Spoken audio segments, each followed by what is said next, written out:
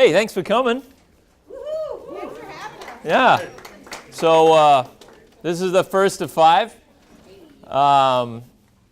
It's nice we got a good turnout. Your job now is to assess whether this is good or bad, and then either tell people, if it's bad, just keep your mouth closed. If it's good, bring a friend.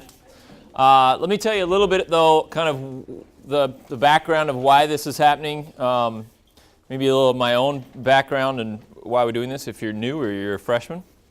So we know that this has been a challenging semester with all our breaks. You know, this kind of, it's like driving a stick shift. All right, and some of you are conking out because you're not using your clutch properly when those breaks come, you know.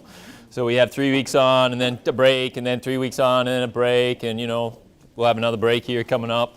It's kind of hard to get it all the way up into 4th gear and kind of get into cruising mode, right? So kind of create some anxiety.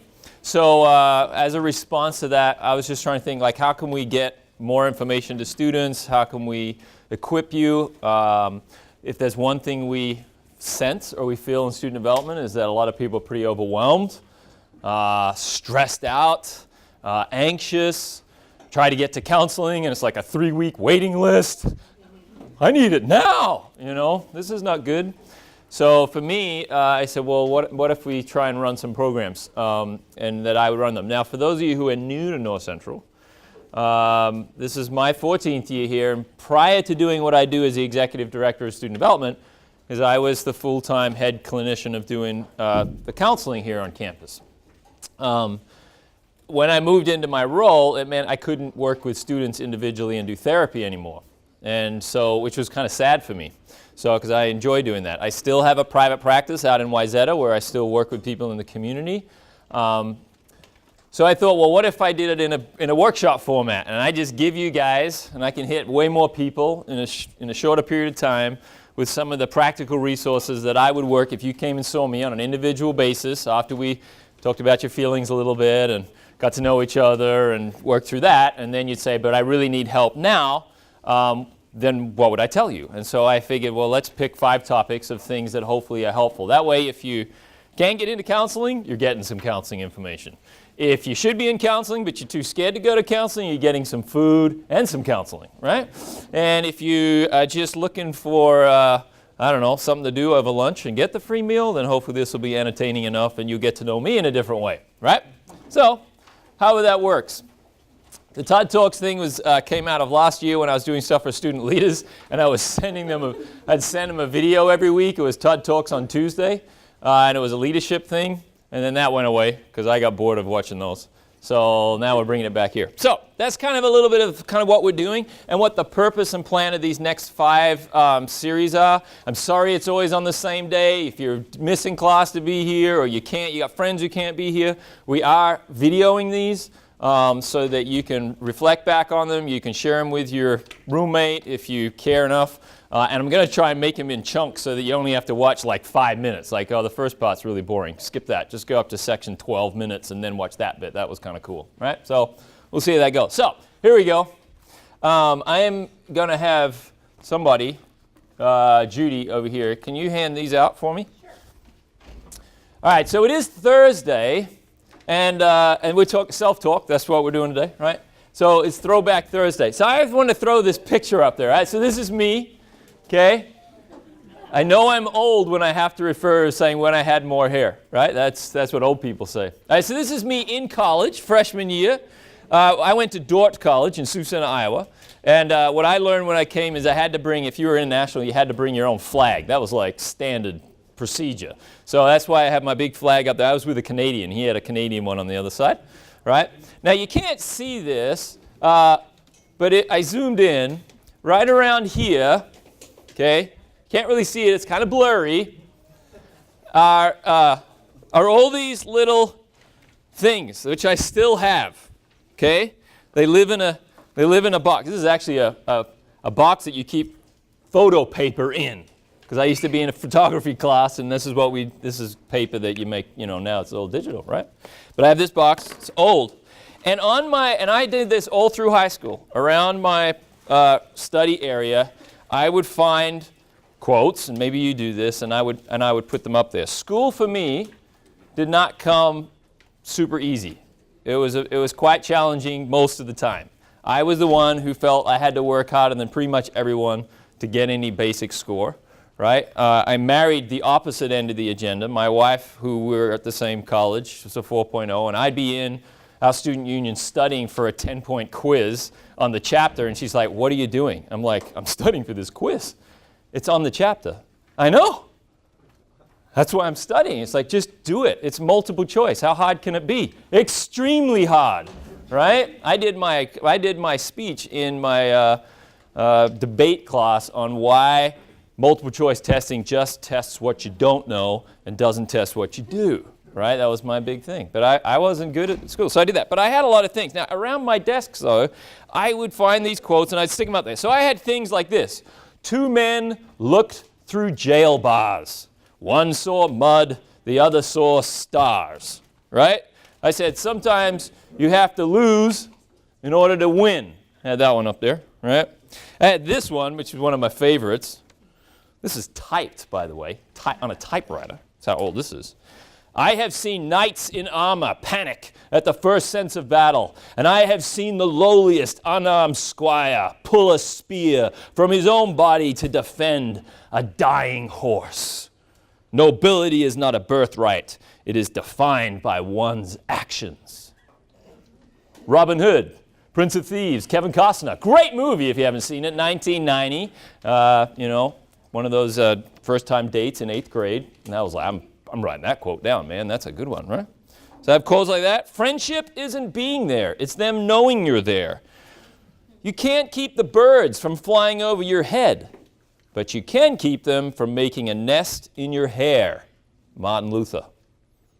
We make a living by what we get, but we make a life by what we give, right? These are statements, quotes, things. I have bunches of them, and every time I found one, I'd stick it around. And when I was studying a board or whatever, I would reach up and I would just look and I would read it. And I would read things like it's your attitude, not your aptitude, that's going to affect your altitude, those kinds of things. And I would read them over and over again to try and stay focused, because there's such a power in what we tell ourselves and what we think and what we possess, okay? So today, what we wanted to do, most of what we're working through at the moment in our process and this time in the semester is we're pretty stressed out. We're having conversations. Can I really do this? How am I going to do it? This is stupid. Why are they making us do all this busy work? This is ridiculous. How come everyone else seems to be able to go have fun and I can't, right? It's a challenging time to be. So I'm going to do 3 things. We're going to do this. We're going to do 3 different topics today, really quick. It's going to be like throwing mud against the wall. What sticks? Great. What doesn't, just gather it up, go read it again later, stick it up there another time. If you're a psychology or social work major, this will be very helpful for you. If you're going to do any kind of helping professions, these will be helpful tips. Even if it's not for you, it'll be helpful for maybe your youth group or what you're working with. There's a therapy modality out there, or a theory by a guy called William Glasser. It's known as reality therapy. William Glasser died recently in the last decade. He only just passed away. There's another guy that's now taking on his work. His name's Robert Woobengould. And Robert Woobengould provided for reality therapy these 4 terminologies that kind of talk about how we do this kind of modality of doing counseling. And it goes WDEP. And I love this, right? It's a great little acronym you can write down, and it looks like this. What is it? The W is what is it that you want? Okay, what do you want out of life? Now, I do sports psychology stuff. I do this stuff when I'm working with athletics teams. When I was coaching the golf team, this was how we started our stuff when we were talking as a coach, right? So if you're in athletics, this will apply there too. What is it that you want? I want to finish this class. I want to graduate. I want to get a job. I want to get an internship. I want to do well at whatever it is. What is it that I want? The next question after figuring out what it is I want, what is it that I'm doing? Because a lot of the time what we're doing is actually not getting us what we want. The E stands for evaluation, but it's really self-evaluation. Is what I'm doing getting me what I want, right? And then the P is plan. Now you might say, okay, this seems really simple. There is a guy who is making a truckload of money on TV doing this theory. Who can tell me that guy's name? This is going to blow your mind. You're going to be, man, I could have done that. Here's how it goes. Well, my kid, he won't come in. He never does anything. And blah, blah, blah, he never does this. Blah, blah, blah, blah. What do you want him to do? I want him to listen. I want him to be respectful. I want him to come home on time. All right, so what are you doing about it? Well, I took the door off the hinges, and I took his car away, and then what did he do? Then he threw a brick through the window. Oh. How's that working for you? It's not. Anyone seen that on TV? Who is it? Dr. Phil! Oh, Dr. Phil, that was amazing. I don't know how you got there, but that was amazing. All right, we're going to come back after the commercial. We're going to see if we can help Mary out. Commercial. Then they talk to the kid. What are you doing? Well, my mom, she thinks she owns me. She thinks she can tell me what to do. She thinks this. She thinks that. She took the door away. Da-da-da-da. What'd you do? So I threw a brick through the window. What did that? Then she called the cops. Is that what you wanted? Did you want the cops? No, but she called them anyway. So what you did didn't get you what you want? No. All right, come back after the commercial. We're going to see if we can help both of these guys out, right? They have a little conversation about what is it that you want. I want them to do this. What is it that you're doing? I'm doing all these things. Is what I'm doing getting me the outcomes I want? No. Then what are we going to do different in order to get what we need done, right? WDEP reality therapy is how it works. The same thing applies when it comes to your schoolwork. The same thing applies when it comes to your relationships with people. It's like often what we're doing is not getting what we want. Now there's a principle in this too, a leadership principle. Okay? From if you're into Dr. John Maxwell stuff and the 21 Laws of Leadership, love him because he's got all these great little quotes that I can stick around my stuff. The law of sacrifice. You got to be willing to give up in order to go up. You got to be willing to give up in order to go up. Anyone who's gone up has to give something up. If you want to be a great athlete, you will have to give up your time. You will have to give up practice. You will have to give up money. You will have to commit to this in order to go up. If you want to go to college and get the job, you're going to have to give up resources and time and all these things. You might have to move in order to go up, right? I had to have this challenge. If I wanted to progress in my leadership here at North Central, I had to give up counseling, something I love, something I feel like I'm really good at. But if I have to go up, if God's asking me to go up, what am I willing to give up in order to go up? When I was in school, I never did homework after 10 o'clock at night, and I never did homework on Sundays. I also got up at 7:30 on Saturday mornings and did homework from 7:30 to noon because no one was in the library. Right? And when everyone said, Todd, you seem this comes natural to you, I didn't see you in the library at 8 o'clock. I had to give up my sleep in order to go up. Does that make sense? Right? But you got to ask yourself, is what I'm doing getting me what I want? Now, let's talk about this, right? So that was one, okay? There you go. So WDEP, think about that. Apply that to your life. See if you can figure out, is what I'm doing getting me what I want, the law of sacrifice, am I willing to give up in order to go up? And what are the things I'm going to have to sacrifice today? Another great quote, am I willing to say no to the tears of the moment in order to say yes to the laughter of a lifetime? Am I willing to say no to the tears of the moment in order to say yes to the laughter of a lifetime? Zig Ziglar. So, yeah, if you're wondering where they come from, they're all people. I don't make any of this stuff up. This is from a guy called Mark Anderson. He actually is a professor over at Bethel, and he's a therapist in the Twin Cities area. And I love this piece because it fits really well with us in our spiritual context as well. One of the things that I teach people when they come in and we're doing counseling and life is really miserable is we've got to say, now, how do we get here? And a lot of times in counseling when we do this where it's like, you don't understand. And when you go to a counselor, like, this guy gets me. He knows, right? And it's like, and sometimes showing how I know is to draw it on the board. Now, because we've got this weird wide-angled lens here, I do it on here. Usually I do this on a whiteboard, and I draw these little steps. On the back of your piece of paper that you have, you will have blank slots, right? So you can write these, yep, the squares. They're like squares, yep. So that's what this is. I like it in a staircase. If you don't have a handout, there's some more up here. And so you can fill in these things. So here's how this process works. There are these things that we call ATVs, right? All-terrain vehicles. No, not really. Accusatory thought voices, but they do kind of drive all over your mind. If you've done anything in counseling before or you've done stuff in the past, there's another one they're called ANTs. Automatic negative thoughts is what they sometimes call those. So if you've done some of that work to make that connection, it's a similar kind of concept. Accusatory thoughts, though, is this process that when something happens in our life, it begins to disintegrate and degrade very, very rapidly. Okay? And here's how it looks. When something happens, there's a true fact. And it's just a fact. It just is. You took the test and you failed. Okay? True fact. If you're an athlete, so I'm going to use golf analogies because I spend most of my time working with golfers. And when my team did it, you hit the tee ball and it goes into the water. True fact. It's in the water. True fact, you get a penalty stroke. What happens after that is what determines whether someone's going to succeed or someone's not going to succeed, right? True fact, your boyfriend broke up with you. True fact, you lost your job. True fact, your car just broke and you don't have the money, right? These are true facts. What happens is the true fact then moves down a step, dunk, in our psyche, into this space called deceptive lies about meaning. Because whenever something happens, we assign a meaning to that. What does that mean?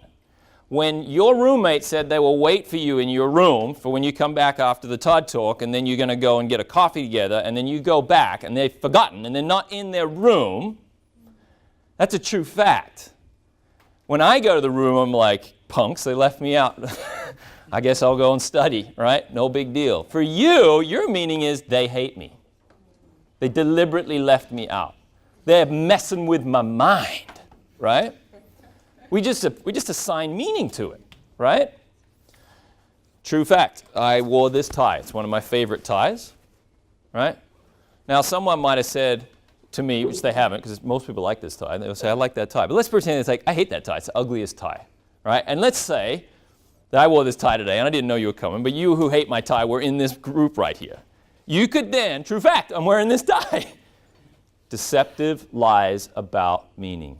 He did that because he hates me, and he wants me to know amongst all these people in this weird psychological way, it's messing with my mind, to tell me I don't like you. Okay. Deceptive lies about meaning. True fact, deceptive lies about meaning. I failed a test. What does this mean? I'm stupid. I'm dumb. I don't belong at college. I can't really do this, right? I am going to fail. This is it. It all goes down the toilet from here. Deceptive lies about meaning.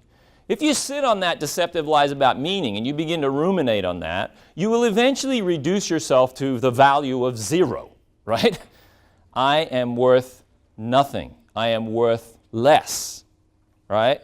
I don't know what the point of this anymore. It doesn't matter. I don't care anyway. Who's said that before when things start to fall apart, right? Yeah. I don't care. Doesn't matter anyway. It's no point, right? The value. First we think about it, then we become to assign it to being 0 value. And you think, well, that's got to be the end, right, Todd? It's like, oh no, it still gets worse. We got 2 more steps to get to, right? So after you've decided you're not worth anything anymore, then you work into what we call self-destructive behaviors. And you say, well, what are self-destructive behaviors? That sounds quite dramatic. And many times it can be, right? Because what we want to do now is we want to medicate or compensate or fix this reducing self to 0, or to make our world around us congruent with the world inside of us. That's another thing that's frustrating. Come to the third one on balance in 3 weeks. You can come talk about that, right? But it's about finding. So what is self-destructive? So we're going to talk about, let's just use our academics. Failed the test. Deceptive lies about meaning. I don't belong at school. I'm never going to pass this. I can't do it. There's no hope for me. Nobody cares. Nobody likes me. So now I'm worth nothing, right? I'm 0. I'm going to sit in my room. I'm not going to ask anyone for help. It doesn't matter anyway. Who cares? Might as well just leave. I might as well just quit, right? 0. I'm not worth anything. Self-destructive process. This is where we engage in, I might as well go drink. I might as well cut. Maybe I engage in my eating disorder issues. Maybe I engage in drugs, whatever it might be. Maybe the self-destructing is, forget it, I'm just not going to go to class anymore, right? It doesn't have to be so dramatic. It can be. But sometimes the self-destruction just looks like, I'm not going to set my alarm. If I get up, I get up. If I don't, the Lord must have thought I needed more sleep, right? Self-destructing, I'm just not going to hand in the paper. I'm going to get it in when I want, right? And every student out there is like, what are you doing? That's nuts. That's crazy, right? You're self-destructing. Doesn't matter anyway, right? I'm going to start skipping things. I'm going to start doing the things. This is how self-destruction looks like. In golf, to go back to sports, if you're athletes in here, right? True fact, hit it in the water. Deceptive lies about meaning. I'm going to hit the biggest round score I've ever had. Everyone's going to see me when I come in on the 18th hole. They're going to laugh at me. It's going to be worthless. So I'm going to reduce self to 0. It doesn't matter anyway. Self-destructing in athletics looks like choosing the wrong club, not caring, not going through your pre-shot routine, not trying, all of those things, right? If you're a basketball player, same gig, same deal, right? Self-destructing behavior. And the final step is destroy life, right? In the world of depression, right, if you struggle with depression, you have friends or family that struggle with depression, this is how they live their life. And it's super, super discouraging, right? It just seems that this is the path I'm on all the time. And this is where destroying life and suicide join, because it seems like it's the only way to make it out of this thing, right? Now, in academics, destroying life means quitting, or my whole academic goes up in smoke, right? So it doesn't have to be destroy life. You can be your academic life. When I do this for sports, it's destroy game, right? You quit, you leave, you throw it in, right, or whatever it is, and you leave your career, whatever it might be. But either way, it's destroyed. This is the process. Accusatory thought voices. It starts with a true fact, and then it just begins to disintegrate, and we don't know how to get off this crazy ride, right? That's how it kind of looks. On your sheet that I gave you, the worksheet that I'll sometimes use, is I'll say, you write your little things in the boxes, and then underneath you can we call this micro-tracking. You write down, okay, here's the fact, and then you got to think, and now what do I think about that? And you just kind of fill in, if I fail my test, you write your things in for you, right? If you want to be really vulnerable, you can talk about it with your friends that are here. What did you write? I'm not showing you my stuff, right? But maybe you can, like me too, right? What I like about this is that this is what we read about in Scripture, right? There is the devil prowling around looking for people to destroy. That's his whole MO, right? There's another thing in John 10:10, which doesn't actually talk about the devil.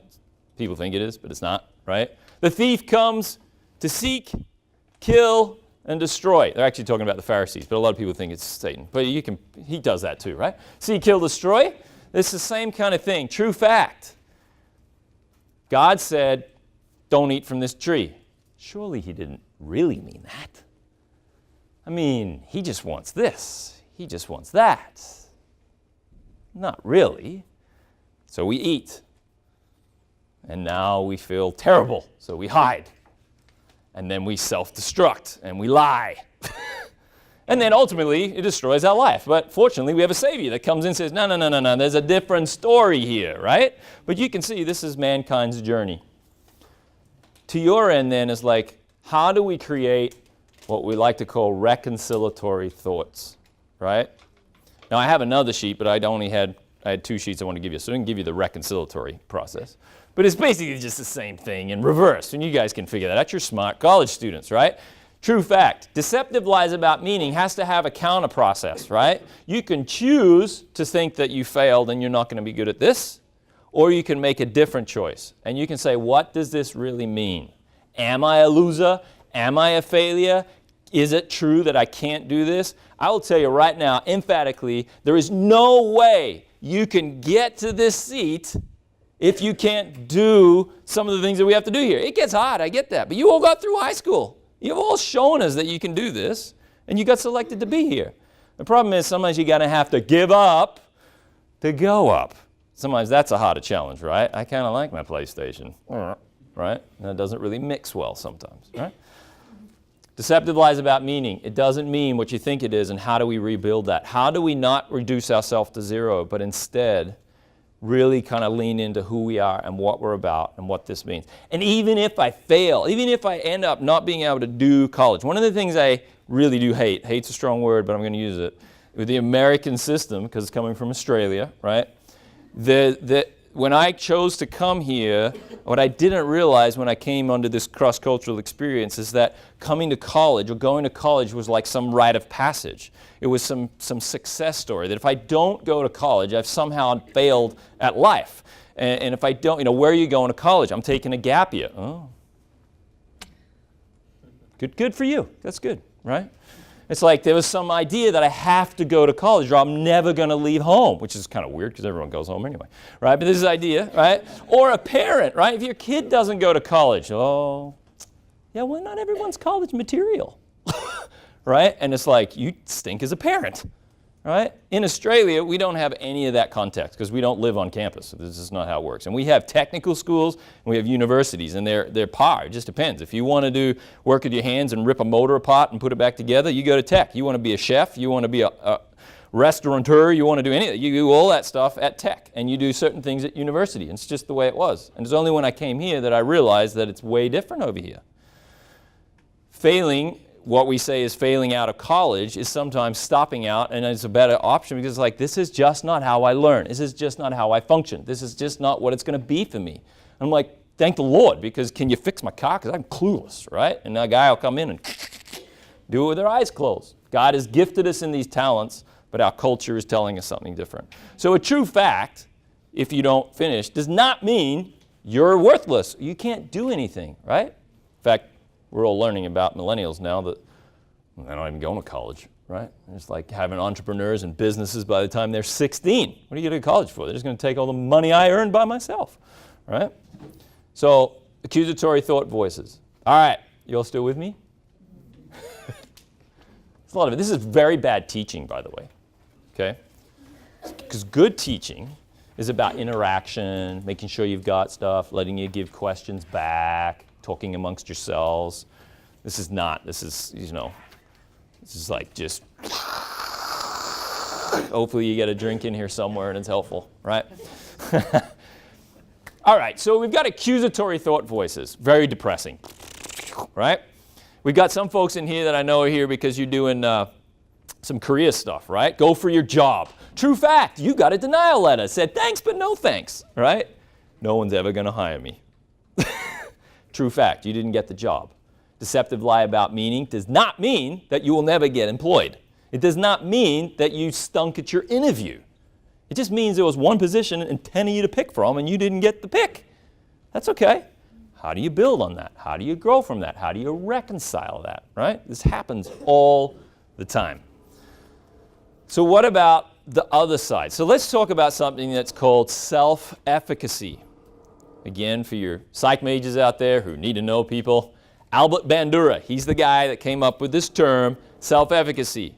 If you want to be a high-end professional athlete, you will not succeed without self-efficacy. It's essential, right? It's just the way it is. And self-efficacy, the way I define it, is defined like this: the belief that I have the skill to accomplish the task. Not, I think I might be able to do it. It's an I know thing. Now, I wrote an article about this for a sports psych piece, and I was a basketball player growing up. That was my my thing.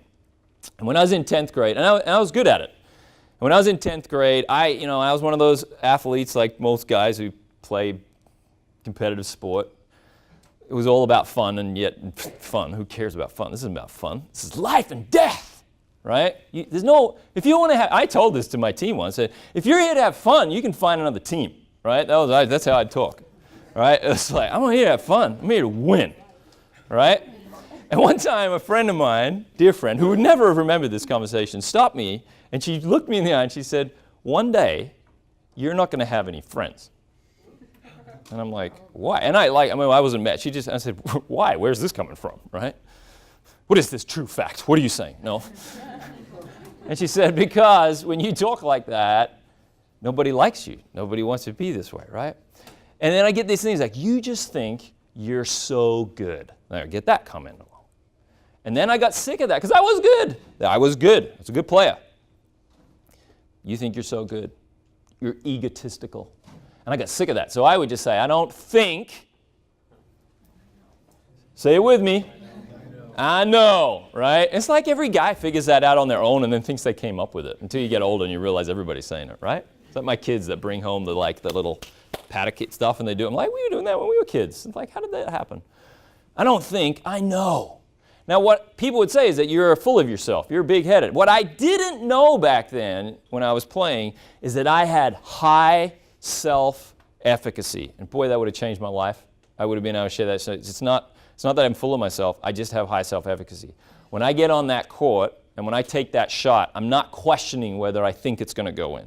I know it's going to go in. And if it didn't go in, I'm going to get it back and make sure it goes in, right? That's how it is. And you watch, like, again, going back to golf, back in the day, Tiger Woods, if he was taking a 40-foot, everyone's watching sports because of Tiger Woods. No one watched golf before Tiger Woods came along. Everyone watched it because that guy was a magician, right? When I was a basketball player, right? I don't know if it was ball player, and this is dating myself, I realize, but he's still a legend, right? We all wanted to watch Michael Jordan.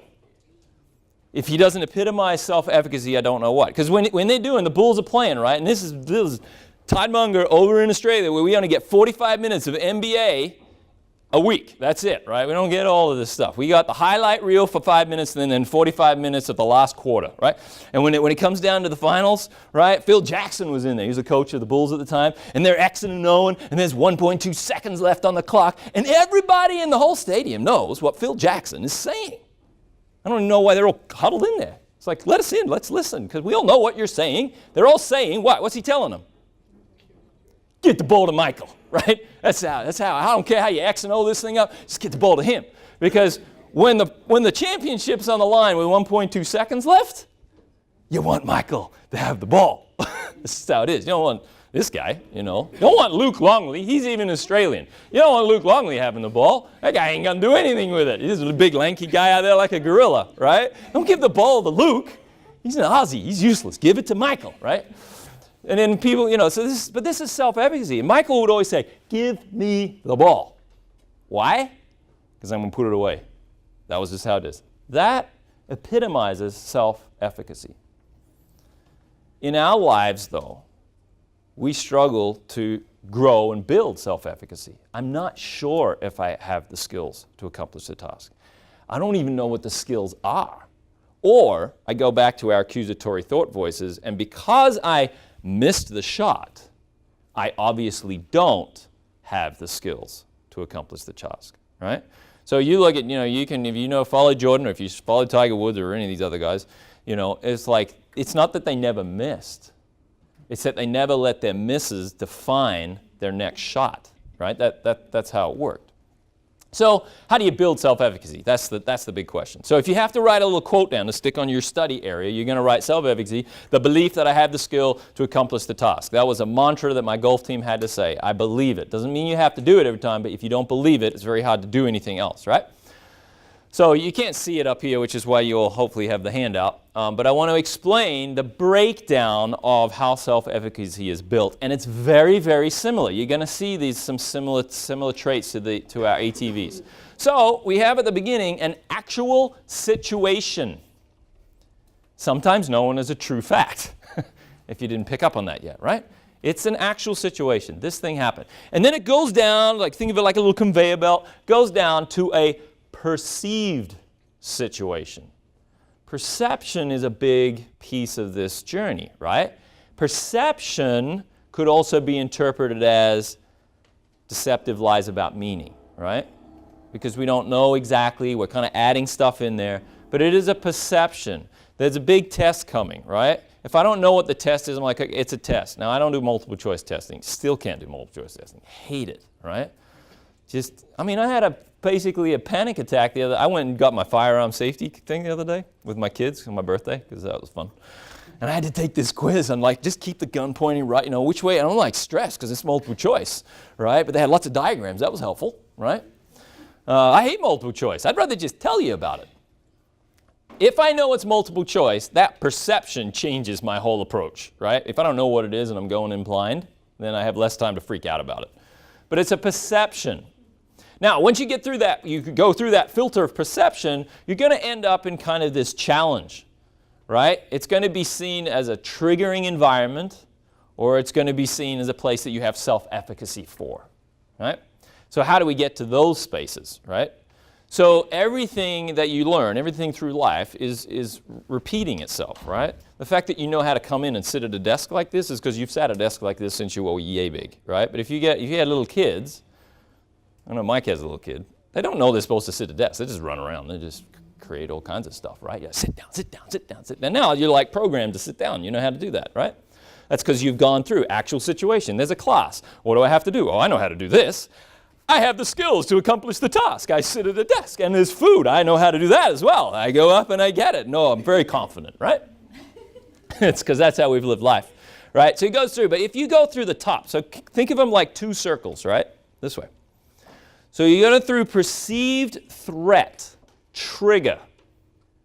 Now, come to the next ones on anxiety, biofeedback. These all build off each other, right? So we're going to do some talking about what is threats and how does that work. But we're going to see as a perceived threat, and that perceived threat then equals danger. Danger. And when danger's there, it creates anxiety, which is a good thing. Anxiety keeps you alive, right? Don't ever wish your anxiety away, or you'll get hit by a car. It's just how it works, right?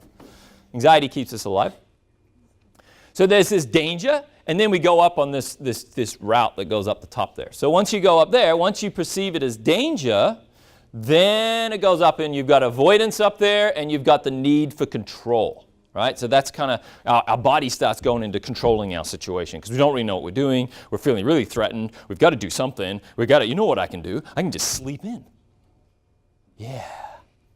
Sleep in. That fixes all multiple choice problems, right? They just go away, right?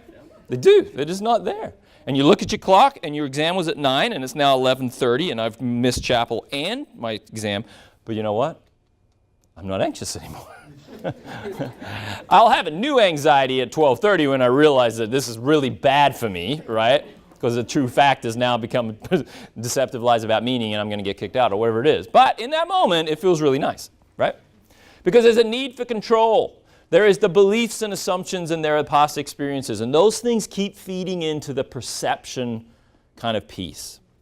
And you get stuck on this loop. And that loop feeds on itself. And your self-efficacy goes down and down and down and down and down and down. So how do you build self-efficacy? Building self-efficacy, you've got to go, you have an actual situation, perceived situation, and you've got to be challenged by saying, if I take this as a challenge, as it comes out, and you notice challenge is right in the middle, because it's not, you don't have self-efficacy straight away. It's just like, I can do this. And you'll notice on there that, make sure you use the same word, there's an excitement and enthusiasm is what I put on there, right? That it's like, it's still challenging. I'm not quite sure how to do this, but I think I can do it, right? And I go through, and it worked, and I passed, or I won, or whatever happened. It's like, that was kind of fun. Let's do that again. It's why when we do these exercises, right, and what it is, I really hope that sometimes you have a successful first experience. When I do advising, when students are coming in and they're like, well, I want to take all these classes, and I need to do this, I say, wait. You have your first class, your first experience at North Central is like taking a class in and of itself. I don't even know where the bathrooms are. I got lost going back to my dorm, never alone figuring out what class I'm in or what the tests are. It's like, but I'm taking 21 credits because I can, because I'm a 4.0. I'm like, but coming to this place is like a class in and of itself. There's lots of learning you got to do. And if you fail because you got the wrong setup of classes as a freshman and you picked, all of the classes, so you had algebra and you had Dr. Amy's New Testament and you had, I don't know. Is that it? Just those two probably do it, right? Yeah, stop. That's good. We get it. You get set up, you have 5 classes, you got like some 300 level English class or whatever it is that you didn't know you were supposed to be in, but you did it. Now I've got 15 books I got to read and 38 papers. And you fail that first semester, you throw up your hands and you say, I can't do college.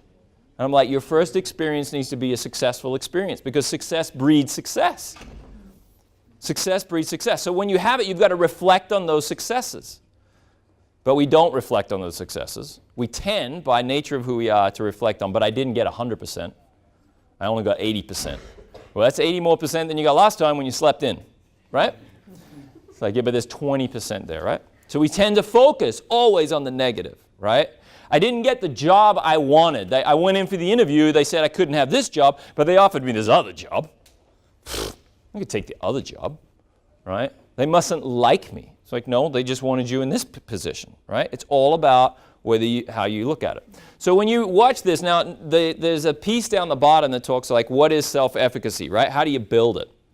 Self-efficacy is an active experience. You have to engage the experience of when you have a successful outcome, right? I wish when I was running the Student Success Center, I wish we had a big fridge up there. Just a big fridge, so that when someone got a C- on something, I could stick it on the fridge, right? Because the people that I was working with when I was up there, and we still work with, like C- might as well be an A++, right? I was never going to be able to sit in a college class and actually pass any kind of test, and I got a C-. Stick it on the fridge, man. That's awesome, right? Don't let anybody see my C-. It's like, but they don't know that you were getting Fs before. Now we're getting C-, right? We're moving. You can do this. I had a student, and I'll finish this story. An active experience, persuasive reinformation, right? Which is what I'm kind of doing now. Telling you yourself you can do it. Persuading you. Listen to your advisor. Listen to your coaches. Listen to the people, right? We get persuaded to do it.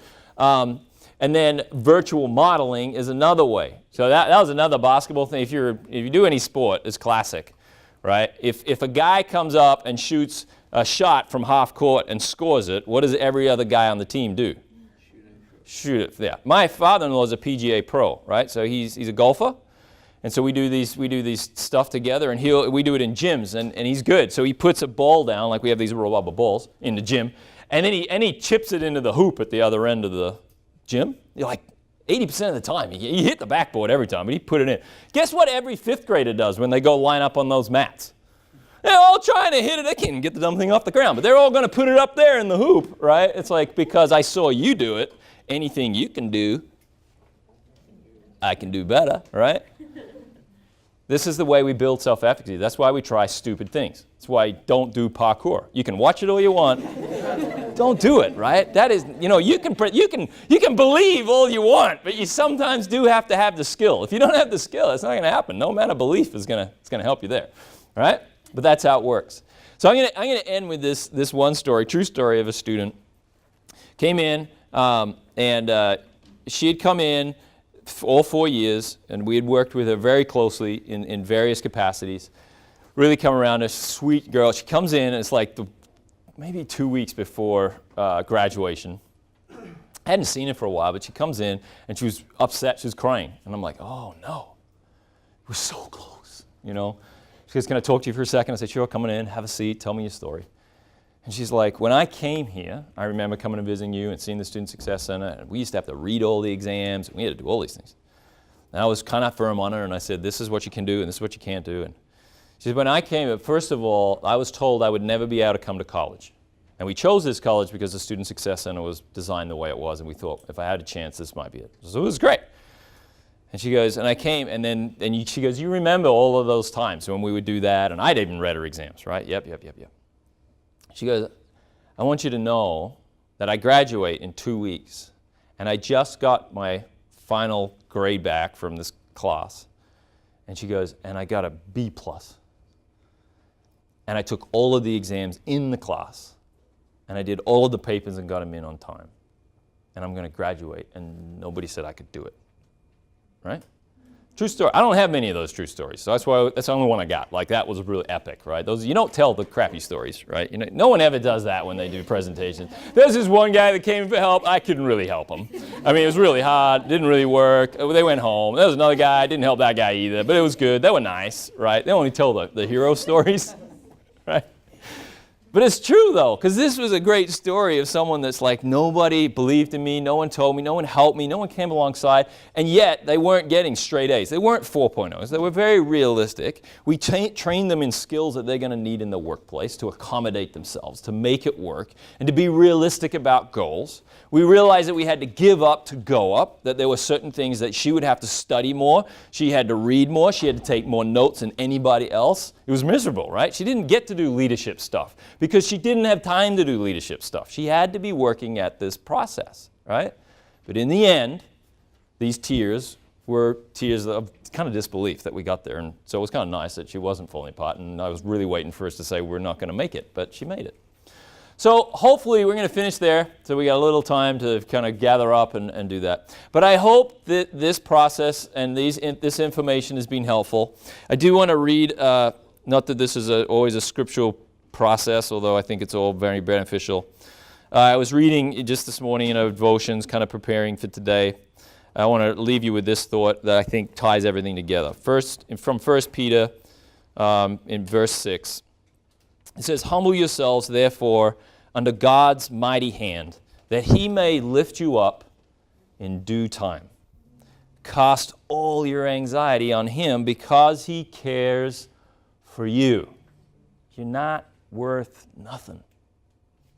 You're not worth zero. I don't care what you've done. Be alert and of sober mind, right? Clear mind.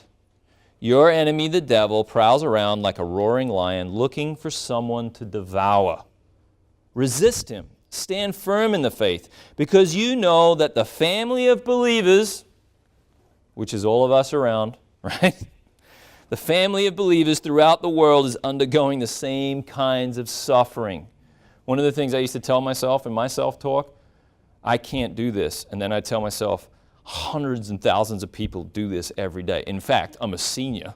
I've done it for the last 3 years, and I always have this conversation with myself. I'm not going to make it. I'm not going to make it. There's too many papers. I made it. Yeah, it was okay. What are you doing for summer, right? But that's okay, and you can have that. Primal scream therapy is really legit. Just yell, scream. It's good. It lets the endorphins out. Worship a little harder. I was telling that to President Hagen. Just dance a bit more. It'll feel good. All right? The family of believers throughout the world is undergoing the same kinds of suffering.